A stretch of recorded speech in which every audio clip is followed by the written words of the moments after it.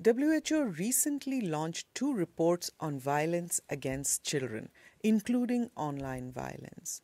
We are going to talk today about how to recognize the signs of violence and how to prevent it. Hello and welcome to Science in 5. I'm Vismita Gupta-Smith. We are talking to Sabine Rakotomalala. Welcome, Sabine.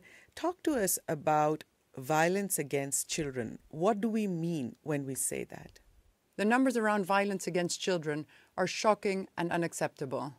We know today that 1 in every 2 children aged 2 to 17 have suffered from sexual violence or physical violence or emotional violence in the past year. That's 1 out of every 2 children in the world.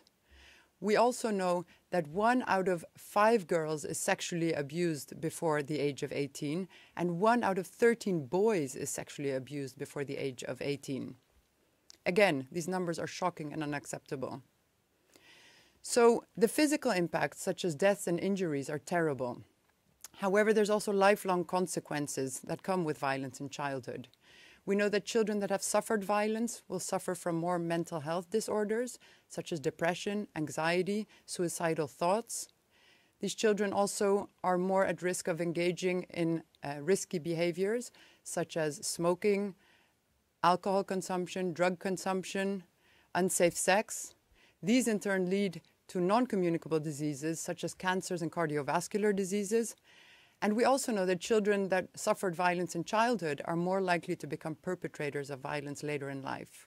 Sabine, can you talk to us about online violence? So online violence is a real problem. And when we look at online violence, we're really looking at cyberbullying and sexual violence online. There are a number of important initiatives today collecting data about this global online problem.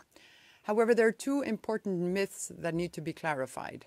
The first one is that violence is committed by strangers, otherwise known as stranger danger. In fact, we know that most of the online cyberbullying is happening by peers, acquaintances, family members. So these are the situations that we have to look out for. The second myth that needs to be clarified is that online violence is a problem on its own. In fact, in most cases, it's linked to face-to-face violence happening in real life. So, for example, cyberbullying in 3/4 of the cases is also linked to bullying happening in the playground or in the community. Or children that are sexting are often in abusive relationship with intimate partners. Sabine, if 1 in 2 children is suffering from violence, then it's happening all around us. How can we recognize the signs of this violence? Common signs that may indicate child abuse include, for example, unexplained injuries, fractures, or burns, children's behavior that changes, for example, becoming very withdrawn and socially isolated, or becoming very aggressive and violent. We also see children suddenly changing their hygiene, showing poor hygiene, children having a decrease in academic performance, and also, of course, young children below the age of 12 that are suddenly carrying sexually transmitted diseases. It's important to note that these signs on their own are not definite signs of child abuse. However, if you do have these concerns, please do report them to health workers, social workers, or your school workers. Sabine, talk to us about how teachers, neighbors, grown-ups in the community can prevent this.